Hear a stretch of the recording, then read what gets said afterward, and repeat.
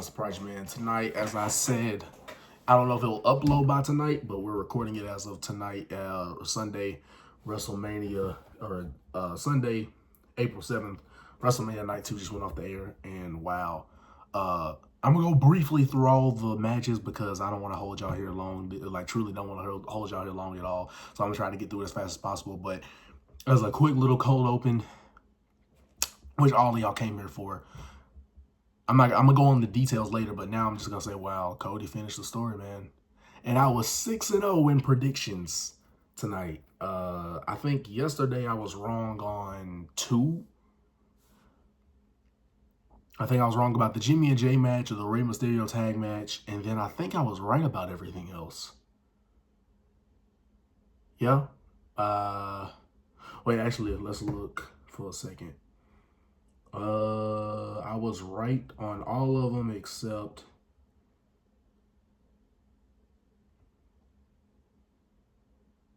I was right. Yep. I got every WrestleMania match predicted correctly except for 2. The Rey and Andrade versus Santos and Dominic Mysterio match, and the Jay versus Jimmy match. I should have said Jay because I was like, that's more of the WWE decision.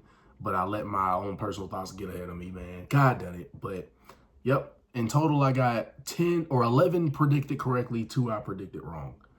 But let's get into it really quick, man. But like I said, as the cold open, Cody finished the story. Great magical moment. I posted a bunch of shorts of how, pretty much who won. The results pretty much is what I posted as my shorts. And so you can go ahead and see my reaction to Cody finishing the story. But let's get into it. We're going to do night 1 and 2 for this video. Like I said, I'm going to briefly go through it. Women's World Championship match, Rhea Ripley versus Becky Lynch. The winner, as I predicted, was Rhea Ripley retaining. Let's be honest, the match was good. There was no reason why Becky should have won that. I mean, she's a formidable talent, and she's already been world champion multiple times, and she's a solidified name as one of the top females. So if anything, Becky could go quite a while without winning a championship. And of all people to beat, Rhea Ripley was just not one of them. She just wasn't going to be that person to beat. But overall, pretty good match. I think I give that maybe a close. I feel like I don't know about 8 out of 10, but it's really close. I'll give it an 8 out of 10. You know what? I'll give it an 8 out of 10. Because that was a good way to start off WrestleMania in terms of like, are we in for something good for the night? So yeah, I'll give that an 8 out of 10. I think I'm going to do that now for my reviews if I went for when I do them. But yeah, this is WrestleMania 40 Night 1 review right now, and we're going to go into Night 2. But yes, that was an 8 out of 10 match. We predicted correctly. And yeah, good way to start off WrestleMania. Now, the Undisputed Tag Team Championship match between Judgment Day, DIY, New Day, Awesome Truth, A-Town Down Under, New Catch Republic, 6-man ladder tag, or 6-pack challenge ladder tag championship match, whatever you want to call it. So, as I said in my review, I didn't know if they were picking down 2 or 1. I said they were going to pick down both, but apparently they picked down 2 as a way to do a brand split. So Awesome Truth, as we predicted, won those titles. And then I actually didn't get this on record, but I also predicted that A-Town Down Under would win the SmackDown Tag Team Championships. I predicted it last minute because I was like, I didn't realize that they were going to do that. So I was like, okay, so I guess I'll pick another team. But yeah, A-Town Down Under, hopefully it can help them out. And Awesome Truth, mainly because of R-Truth is why they won that. But yeah, that match was pretty good. I give that maybe a 7 out of 10. It was a good match, good action, good spots, and the spots didn't go by so quickly. So it was a match that was pretty good. Here was itching. But match was pretty good. Everybody did their thing out there. I can't name every single spot other than JD falling off. I'm calling off what I remember. JD falling off the top was crazy to take that bump. And then I think Johnny Gargano DDT Pete Dunne into the table. And yeah, R-Truth won it. He got the hot tag and did the John Cena moves. And yeah, eventually he took the titles down. But first, A-Town Down Under, Austin Theory and Grayson Waller took the SmackDown Tag Team titles down, which felt so weird because we were like halfway into the match and they just won. So that was kind of weird to see them win that and then the bell not ring. But yeah. But then, yeah, but the first match, I remember it ended with a riptide off the turnbuckle and then a riptide, because she kicked out of the first one, but then she get the riptide off the turnbuckle and then one in the middle of the ring. But that was a dope finish there. I forgot to mention that. So I guess we'll call it finishes too. So I think the finish to this one Ray and this is one I got predicted wrong. Ray and Andrade versus Santos and Dominic. That one I predicted wrong. I thought the heels would win because Ray had beat Dom last year. And no, Ray and Andrade won with the help of Jason Kelsey, and I forgot the other football player. But yeah, they were trying to do something to kind of add to that match. But yeah, it was an match. It just wasn't for me. I'll probably give it a 6.5. It just was like one of those. I just didn't care for it going into it. It is some nice stuff, but it just wasn't nothing crazy that I just need to go back and watch. But I forgot who got the pin. I don't know if Andrade pinned Dominic, or I think Dominic did get pinned. But yeah, that match was, I felt more was just to get Dominic on the card so that they can say that every single member of Judgment Day was on the card, because that's every single member of Judgment Day all competed on night one. So I think that's why they put Dominic in there. That's probably explains why it was a random match. But yeah, that was pretty much it. What else? Jay versus Jimmy, worst match of that night. It just was what you thought it was, you know, super kicks, Samoan drops, underhand slaps, and to the face, and you know, it was what you thought it was. All I was looking forward to was the yeet no yeet exchange with the punches. So yeah, I give this match a 6. Because it just wasn't it, bro. Like I said, it didn't really feel like you saw two separate wrestlers and a cool brother versus brother rivalry. But unfortunately, WWE didn't build it up as a brother versus brother rivalry that you had to see. They just had kind of a few run-ins, and that was it. That's how they built it up. So they could have done better on building that up and really making this feel like a personal brother versus brother rivalry. But yep, Jimmy pinned Jay. And like I said, they exchanged the same moves. It was super. They were trading super kicks like they were like right there. Like, you know, the yay boo exchange was they're like, yay, and then the boo. They were pretty much doing that with super kicks. So yeah, it just wasn't for me. Like, in terms of what I look for in a great match. So everybody can be different. Then we got Bianca, Naomi, and Jade versus Damage Control, which was Asuka, Kairi Sane, and Dakota Kai. This was a fun match. I'd probably give this maybe a 7 because it was mainly just for Jade to, like I predicted, go in there and do her stuff and get the pin. Like I said, her look like a star so that she didn't have to carry the load by herself in a singles match because they may not be ready for her to do that yet. So that's why they put all those people in the match. But she shined. They had a great entrance. And wow, if they team up ever again, I don't think a team is stopping them. But I think Jade ended up pinning Dakota Kai for the 1, 2, 3. And you gotta love it, as Booker T would say. But yeah, that's what happened. And yep, that's how we went off on that match. But yeah, pretty fun match. Like I said, 7 out of 10. It was a fun match. Now this one, Gunther, the Intercontinental Champion, versus Sami Zayn for the Intercontinental Championship. Great match. I think I gave this a 9 out of 10 or a 10 out of 10. I forget which one. I think I'll give this a 9 out of 10, I think. 9 out of 10. Pretty much dang near they couldn't have really done anything else, but a masterclass. And as we predicted, Gunther's, funny enough of all numbers, 666 day Intercontinental Championship reign ended by way of Sami Zayn pinning him with, after I think 2 haluva kicks. Well, it was this crazy night. I do remember this. Obviously, Gunther was taunting to his wife, you know, pretty much making the light work, and Sammy was powering up and kicking out of the multiple Gunther bombs. And there was a brain buster where it's pretty much a suplex, but instead of just going straight back, you kind of pull them down like that while you're in suplex position. And he did that, but except Gunther landed on the top of the turnbuckle, which was nasty and insane. And apparently he's done that before on the independent scene. So that was nasty. And then he hit him with not 1, but 2 haluva kicks in the corner. Fell into the cover. 1, 2, 3 crowd. Loved it. Went insane. I felt like this was the only match. Like I said, Rhea and Becky kicked it off well, but this was a match that's like, wow, that's like a WrestleMania-worthy match. Even though Rhea and Becky did well and kicked it off well, this was the one that really made you go, okay, this is like when you start rating matches like higher than 8, that's when you start really seeing those like WrestleMania-worthy matches is when they're above like a 8 rating. That's when you're really seeing a WrestleMania match there. But Sami Zayn did it, man. He has dethroned Gunther, and of all numbers, 666. What a heel number, you know. But yeah. And then we got our 10 out of 10 match to me. It kind of worked its way up into a 10 out of 10. But the main event, Cody Rhodes and Seth Rollins versus The Rock and Roman Reigns. I will say initially, I was yawning a bit in this match for the first few minutes because I knew it was going to be a slow cooking match. But definitely once they started getting on the outside of the ring and once they really started exchanging their moves, that's when this match really got interesting. We seen Cody put Rock through the table with a rock bottom.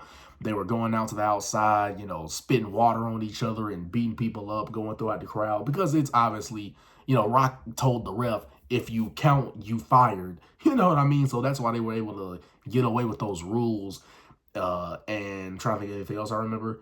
The Rock, I think Cody was about to pin Roman or was it Seth or Cody that was about to pin Roman, and Rock pulled the referee out. And then he also did a spot where he hit Cody with the weighted belt. And like I said, ref couldn't do nothing about it. The Rock's the final boss. So the ref couldn't do nothing about it. Now, there was another spot where, wow, bro, the Rock's facial expressions when Roman Reigns speared Rock by mistake indirectly as he was trying to spear Cody. I think Seth pulled Cody out of the way and he speared the Rock, and Rock was like, ah. I mean, Rock was selling that spear like he had gotten shot, and Roman was thinking, oh my God, I just speared my cousin. I just speared the Rock. And he's kind of all out of sorts. And yeah, but the match didn't end there. The match, the finish of it was The Rock. Well, no, there was another spot I remember. The Rock was trying to do the people's elbow. He had a spine buster to Cody. He was about to do the people's elbow. And when Rock obviously hits both ropes, jumps over him, hits the other ropes. And when he had hit the other ropes, Cody was up and he jumped and bounced off the middle turnbuckle and got Rock into a perfect Cody cutter. I mean, Rock was right in place for that Cody cutter. That was a unique way to counter the people's elbow. And there was two weird Cody cutters he had hit on Roman. The first one was like, he didn't get all of it. And then the other one turned into like a neck breaker. So they definitely were a little iffy on the Cody cutter when it came to Roman and Cody. But it ended with The Rock finally, oh yeah, I forgot to mention, I think Roman speared Seth through the barricade. That also happened. And then I think the match ended with The Rock. I think he had hit the rock bottom on Cody. Then he was like, you know, this is for you, Mama Rose, you know, taunting at Mama Rose. And also he did taunt Mama Rose outside of the ring in front of the crowd, talk trash to her. But yeah, after the rock bottom to Cody, he then hit the people's elbow for the 1, 2, 3 and Bloodline rules for what happened tonight, night 2 of WrestleMania. But that's how night 1 ended. Night 1 on a scale of 1 to 10 was probably a 6.5 or 7 at best.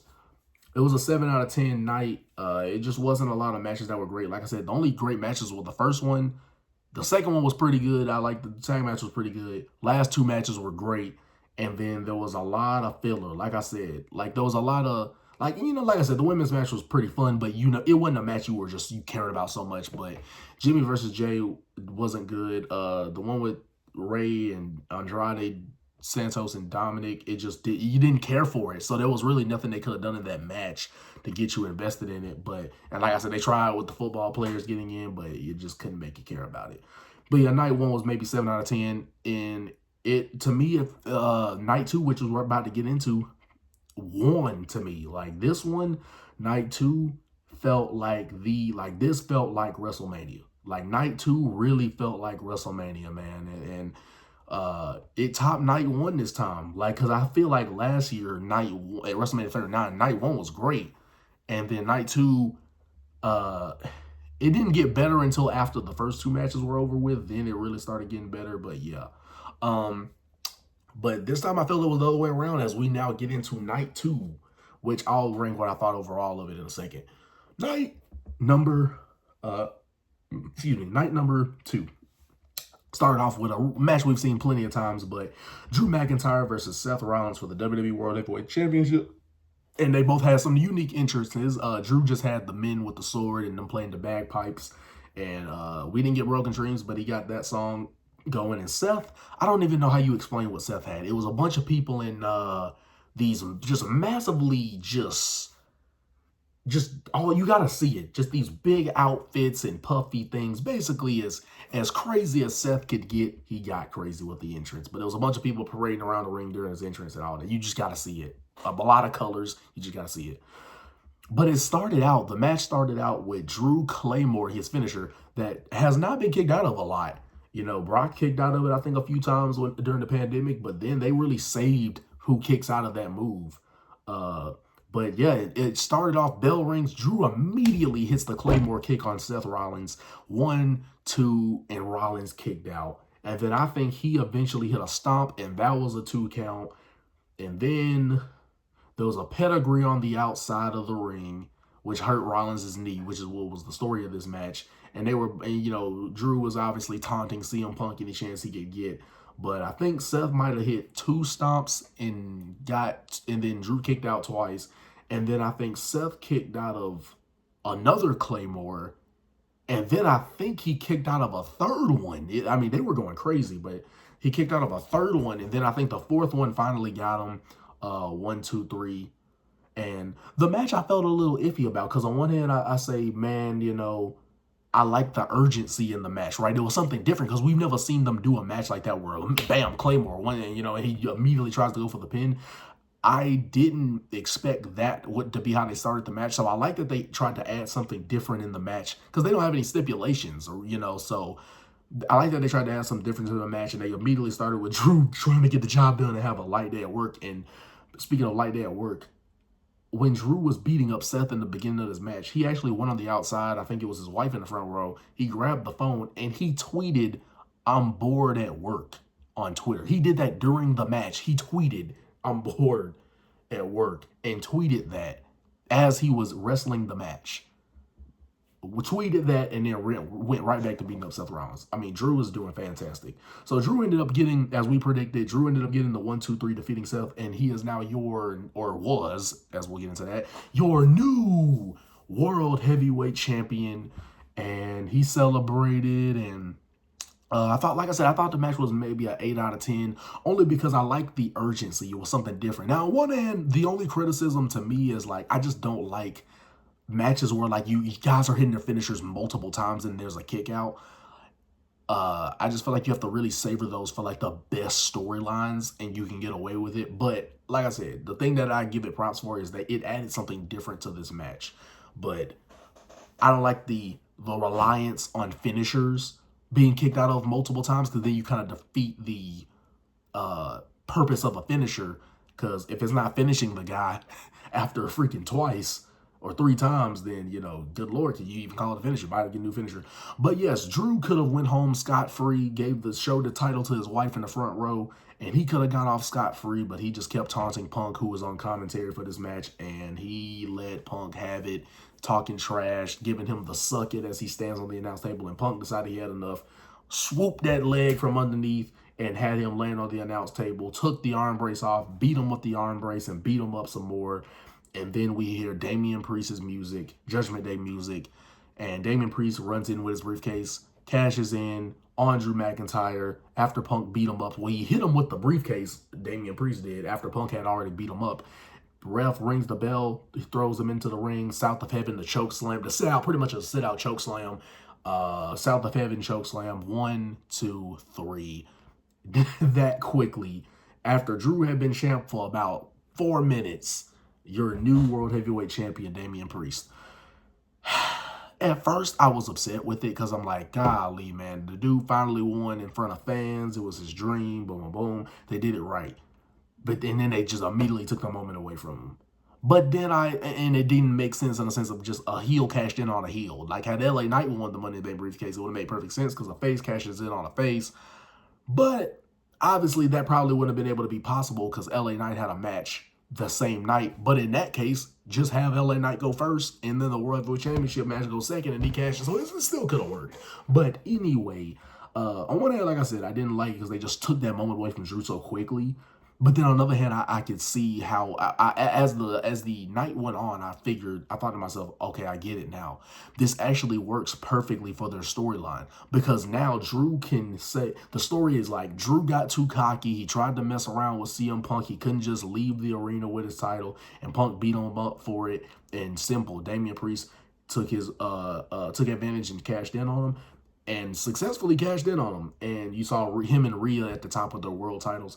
But another thing I thought was great for this, was I like that they didn't make it a triple threat match. That's what I thought. That's what made me really convinced of that I was fine with the idea. Because I like the fact that they didn't make it a triple threat and then had Priest win. They gave Drew his moment in front of all the fans and everything. They gave him the moment, but then they took it away. So it's like at least he got that moment of beating Seth Rollins clean by himself. They gave him the moment. It's just they took it away on the same night. So I thought it was fine. Later on, I thought it was fine because I realized, well, they still technically gave him the moment. They just took it away immediately after. And, you know, you could obviously contribute that to him getting too cocky and CM Punk beating him up, and then Damian Priest took advantage. So I actually thought that was a good WrestleMania moment. You know, if you want to make it feel like WrestleMania, you have to have things memorable happen on it. And that is going to be one of those moments now. But now we get into the next match, which the only match that I didn't really like too much, the Pride, which consists of Bobby Lashley and the Street Profits defeating the Final Testament, or versus the Final Testament of Karrion Kross, AOP. Snoop Dogg was on commentary. Obviously, you knew he wasn't going to do good commentary. He was just adding random stuff in, but it's just kind of hilarious, which is obviously what it was supposed to be. But anyway, I don't really remember anything that happened from this match other than some chair shots, some kendo stick shots. Oh yeah, Bubba Ray Dudley was the referee. I guess because of obvious reasons. He was in Philly. It was an anything goes match, you know. Come on. But I think there was a frog splash through a table, and I think Montez Ford or whoever got the win. And yeah, that's all I really remember. It was some kendo stick shots, B-Fab and Scarlett fought, and chair shot. Yeah, it just wasn't one of the better street fight matches. And another match that I understand that they built up, but I just didn't feel like they made it in the build-up. I feel like they didn't make it feel WrestleMania worthy. But it was the only match that I didn't like. I maybe gave it a 6 out of 10 just because, or maybe 6 or 6.5, because I've just seen better street fight matches, and that wasn't a highlight to me as far as street fight matches go. I don't think that'll go down as one of the best street fights of all time, you know, that we've seen in wrestling. But my next match is going, and we predicted correctly that the Pride of Street Profits and Bobby Lashley would win. And then next was LA Knight versus AJ Styles. Good match. Gave this an 8 out of 10. Both men brought it. LA Knight got a little more innovative, and I think he had like a DD, which I didn't notice until I looked back with some of the clips. He actually hit a springboard DDT where he, you know, jumps off the rope and then hits the DDT. And I didn't notice that the first time I watched it, but yeah, trying to remember some of the spots. Styles went for a 450, got caught with the knees. Crazy that AJ, even at that size and age, can still hit that is insane. But AJ did get a new theme, by the way. Philadelphia was loving LA Knight. There was another spot where it was LA Knight jumped up to the top rope and then German superplex. There we go. German superplexed AJ Styles off the top. And shout out to LA for jumping up there, and shout out for AJ's athleticism for, you know, pretty much having to do a moonsault in the air, landing face first. That was a believable finish. If that was the end of the match, I wouldn't have been mad at that, because that was a believable finish. A German superplex off the top rope. That was insane for AJ, especially at that age, still to take a spot like that. Insane athleticism. And like I said, I gave it an 8 out of 10. It ended with the BFT LA Knight after they tried to counter each other a bunch of times. AJ went for a Styles Clash. LA Knight countered, and then eventually finally got to be able to hit the BFT. I think AJ might have attempted a fatal forearm, a phenomenal forearm, and got caught the BFT, the blunt force trauma, for the 1, 2, 3, as rightfully and as we predicted, LA Knight won the match.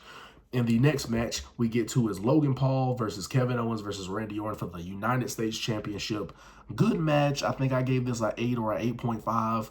Only spots I remember is the pop-up RKO. He popped up Randy Orton, and Orton twisted his body into an RKO to catch him. There was also one where Owens went with the code breaker and then fell right into Orton, who was on the ground. So like a double maneuver there. Then Logan did, I think, a swanton off the top, rolled through, and then did a frog splash onto somebody else. I think it might have been Orton got the splash. And then Kevin Owens did it was that fisherman suplex off the top where he kind of rotates you and, you're going for the superplex, but then he counters it by kind of taking you up and rotating you. But I think Logan had slipped. So instead of a fisherman buster, it kind of became like a fisherman buster, but then it had to get countered into a power slam because Logan had slipped, so they couldn't properly do it how they usually would. But Kevin Owens saved it by kind of turning it into a power slam. So it was a botch in terms of the move wasn't like it was supposed to be, but it was still a move. It just wasn't the move they thought it was gonna be. But then I think another spot was Randy Orton got hit with the brass knucks right hand from Logan Paul, and Randy Orton sold it, and Randy Orton kicked out at 2.5.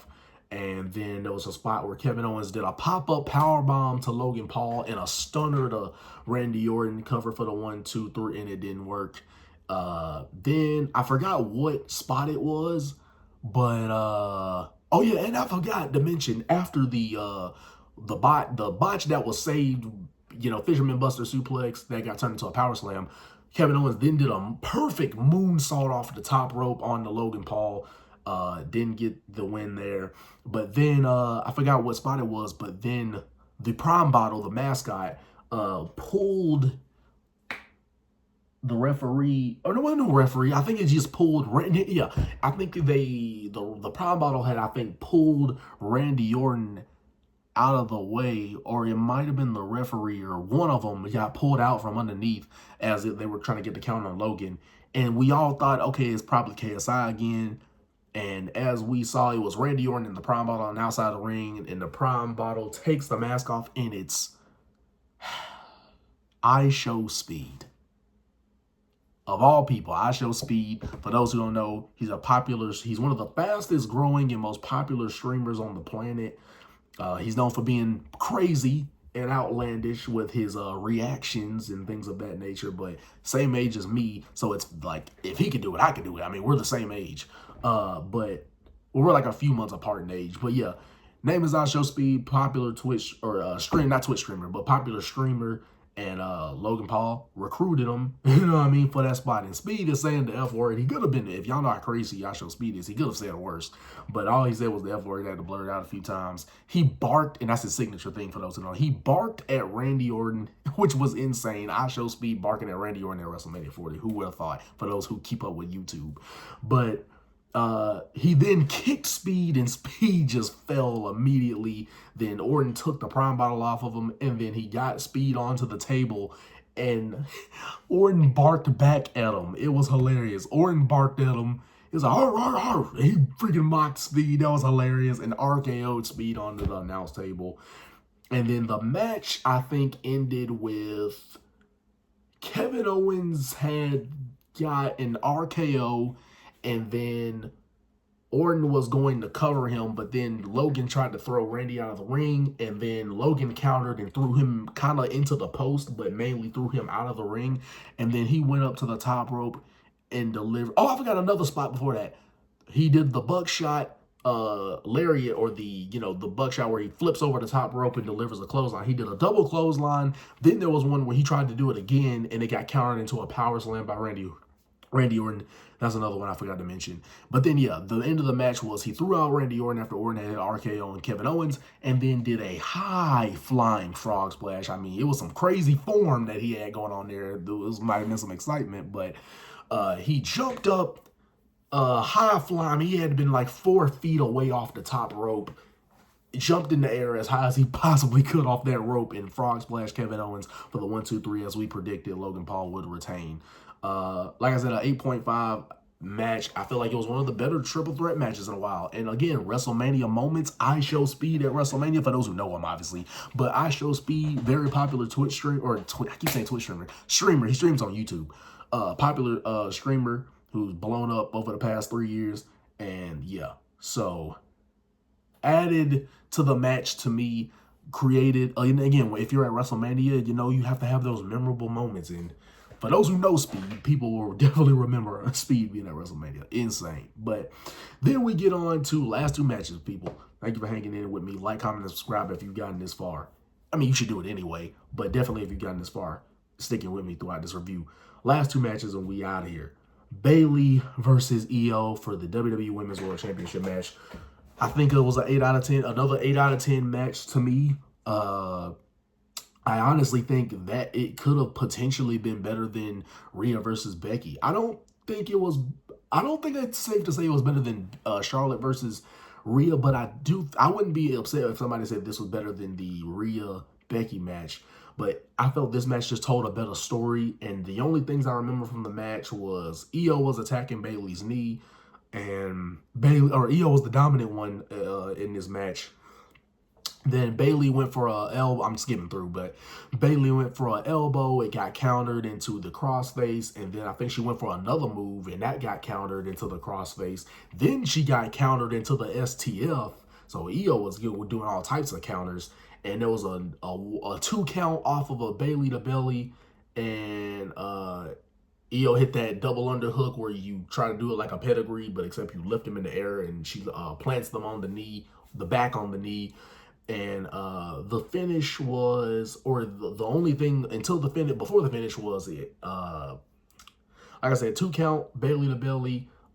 Then Io went for a moonsault off the top, hit it perfectly, 1-2, and Bailey kicks out. Then Io went to the, then I think she did a standing moonsault. She was moonsaulting all over. She did a standing moonsault. Then she went back up to the top rope, did another over the moonsault, which is her finish, which is the moonsault off the top rope. Did like I said, did another one, and then I think she had a springboard drop kick earlier in the match. I'm just thinking of random spots. But then she went for a third over the moonsault. This time, Bailey moved out of the way and got countered, I think, after she got that one. She then, I think, went for the Rose plant where she kind of puts her face near her knee and plants her into the mat. And she tried to do that, but Io countered by doing like this flip over front kind of, it's hard to explain, but Io countered it by kind of like essentially flipping forward. It was a great counter. And then she was about to hit, I think she hit like a slap on Bailey, and then Bailey slapped her back, and then she got hit again by Io, and then Io tried to come into her. Bailey countered with a big clothesline, and then after the big clothesline, I don't think she hit a Bailey to belly again, but somehow she was down, and then she went up to the top rope and delivered an elbow, and after the elbow, she did the Rose plant, which is essentially like where she kind of places her near her, kind of like the side of her leg, and then plants the face onto the mat. And that was the 1, 2, 3. My girl Bailey. Like I said, I think that was an 8 out of 10 match to me. God, I'm going through this. But defeated Io as we predicted. 8 out of 10 match and new WWE Women's World Champion.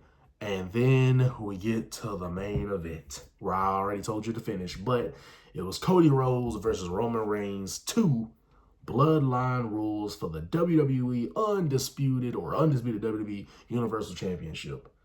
All right, this one, I'm going to try to do this in under 40 minutes, but I'm not going to remember all the spots. I do remember Roman hit a crossroads on Cody. Cody then retaliated with a spear. Cody has hit a crossroads or a disaster kick on him. Cody also hit a Cody cutter on him. Then I think there was a suplex that Cody had hit on Roman Reigns. It was onto this kind of platform that was on the outside. I think this was like past the barricade. He hit that on Roman, threw him back over. Not going in order, by the way, for those who don't know. Then he powerbombed Cody, got powerbombed through the table. And I think Cody hit like 7 or 8 crossroads in this entire match. But there was a spear through the... Was there a spear through the barricade on this match? I forget. But Roman hit a spear. Oh, no. Powerbomb through the table. Then he threw him back into the ring and got a Superman punch.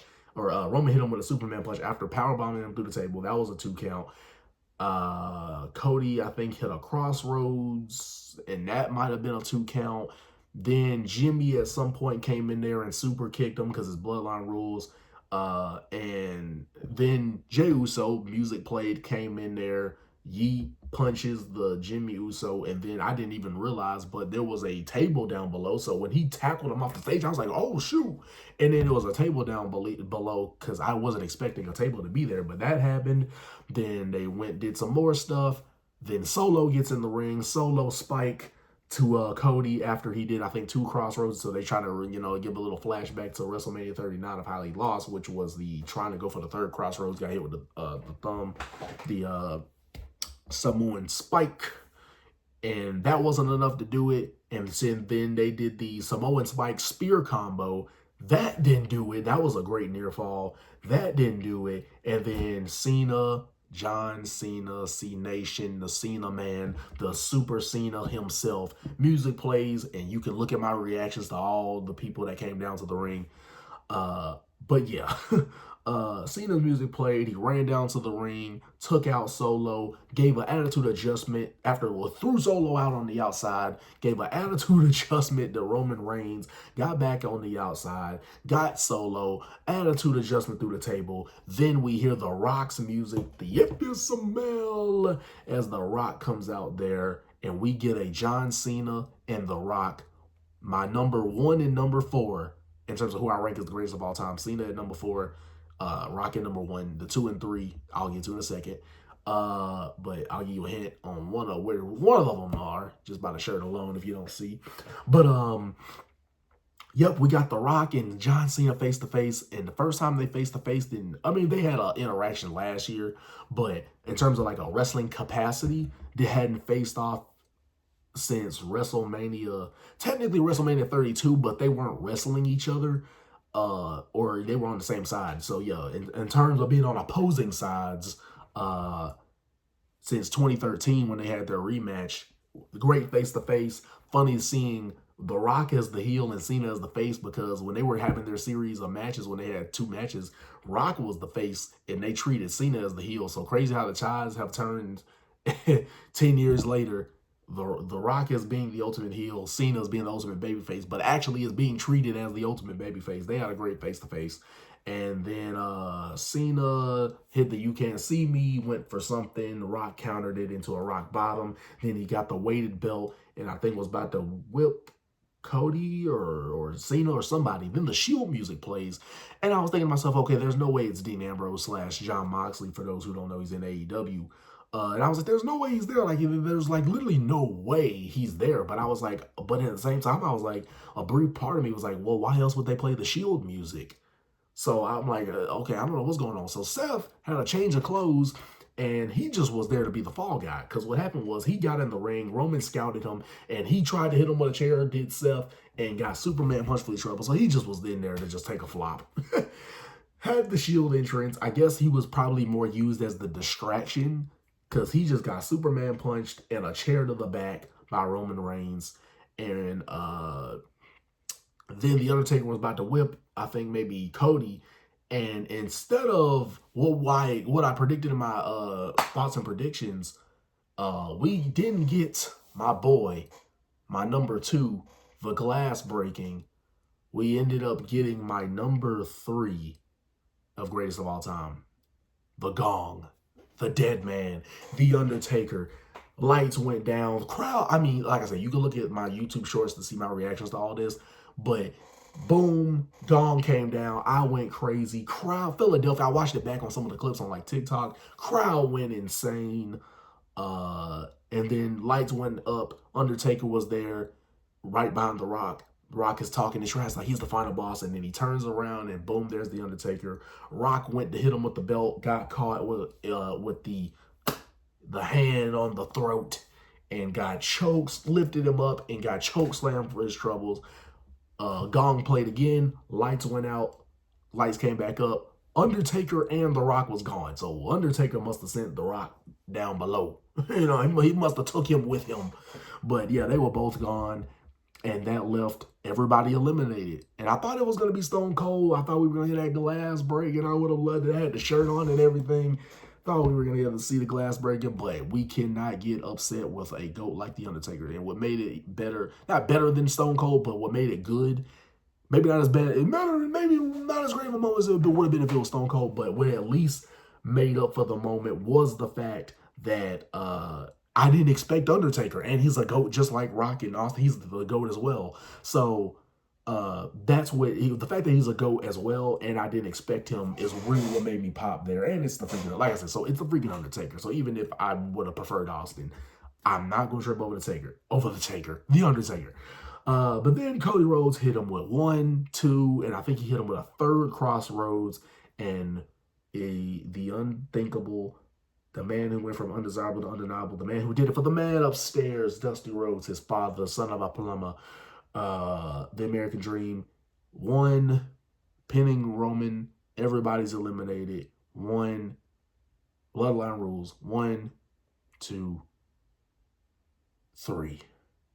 Yes, ladies and gentlemen, you heard that right. Heard that right. And new WWE Undisputed Universal Champion and Samantha Irving, the ring announcer, she was very emotional when she was trying to do that announcement. So she really felt that moment. We felt it in all different ways, but it wasn't like, again, another one of my YouTube Shorts clips you can see of me, my reaction to that. And that was it, bro. Cody finished the story and became the new undisputed WWE Universal Champion after 1,300, funny enough, 316, Austin 3, all these 316s, and Austin didn't come out there. Triple H had made a post at 316 today, and Roman's title reign ended at 1,316 days.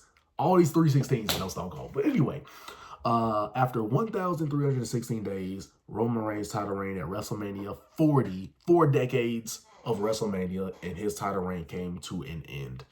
Would have been great to see Rock versus Roman dream match, but I'll take what I can get as far as WrestleMania moments go. And plus, we still got to see him at WrestleMania, you know, so it wasn't all hope lost. But anyway, interesting pivot that they made leading up to this, and my only thing is my closing thoughts to get y'all out of here. I didn't keep you under 40 minutes, God done it. But my closing thoughts on this was, as far as a whole, the moment and then as a whole. The moment, great. I think we all knew, for those who are real wrestling fans out there, we knew Cody had to finish the story. By the way, I think I recorded this too. A lot of the top baby faces in the locker room came in there, lifted him on the shoulders, big celebration, pyro. And they both had great entrances, by the way. Cody had the entrance with the skull type mask with his wife at the top of the row. She looked great. And Roman had the band playing his music. But I forgot to mention those entrances. But yeah. Hall of Fame had their thing as well with Paul Heyman, Pat Patterson, the U.S. Express, Leah Maivia, who was obviously Rock's mom, was in place of her because she's, obviously no longer with us. And Paul Heyman, was there. So I think that was the class. I don't know if Bull Nakano was out there, but yeah, that too. But yeah, the great moment, a lot of the top baby faces from the locker room came out there, lifting him on the shoulders, and he gave the belt. Couldn't give it to Dusty, but he gave it to his mother, Mama Rhodes, in the ring, called Bruce Pritchard and Triple H down to the ring, and I think he also gave Nick Khan a hug, who was in the front row, the CEO, for those who don't know. And yeah, what a WrestleMania, man. It was a great moment. We all knew that Cody had to win at WrestleMania 40 this year. Tonight, by the time of this recording, y'all probably get this technically tomorrow. I'm sorry, but it's just gonna take that long. But anyway, great moment. We knew Cody had to win this because if he didn't, you would have never been able to take him seriously as a top babyface. He needed this moment, and he got it. And I'm glad that we got to pop for it. A lot of things we got to pop for. The main event match, forgot to rank it. It was a 10 out of 10 because, man, we were fully invested. We got great moments. Even though we didn't get Austin, still got a GOAT and Taker coming down to the ring. And it was just a great moment. They did all the shenanigans, but what a way to end a WrestleMania. I give night 2 probably a 9 out of 10. Because in all fairness, the only thing I didn't really care for was the street fight. And that was the only one I didn't think was that good. But 9 out of 10. So 7 out of 10 for night 1, 9 out of 10 for night 2. Great night of WrestleMania. And overall, WrestleMania 40 was pretty good. Night 2, everything was good to me except the street fight. Night 1, everything was pretty good to, like maybe a fun match, except for the tag match with Ray in it and then the Jimmy versus Jay match. But outside of that, this whole WrestleMania, I think I might give a 8. I think it's fair enough to give it a 8 as a whole. But yeah, 8 out of 10 WrestleMania. Maybe an 8 point. Maybe because of Cody finishes, I'll give it an 8.5. I think I give this as an 8.5 WrestleMania, mainly because of how great they did in the main event tonight. But if y'all want me to keep doing reviews for WrestleMania, or really any of the bigger pay-per-views, I may not review everything. If you want me to, I could try. But I'm probably usually going to do like the bigger shows. But I can do other shows if I feel I can and have to. But thank y'all for those who have supported. We have gained over over 25 subscribers in the last 24 hours. So thank y'all for running it up, man. We have gained over, like I said, over 25 subs in the last 24 hours. I think up to 30 actually now over the last day. So thank y'all for the continuous support. Keep running it up. The Prodigy is out. Comment down below how you felt about WrestleMania. Give me your thoughts. What you think? Did you love certain matches? Did you love it? Did you hate it? But let's have a conversation in the chat and let's talk. But like, comment, subscribe before you leave. The Prodigy is out. I shall see you on the next one. I love you guys. And we're going to keep having great moments like these where we can talk about, reminisce, whatever it is. But I shall see you on the next one. We're going to keep grinding. We're going to keep rolling. We're going to keep going. I shall see you on the next one. Peace.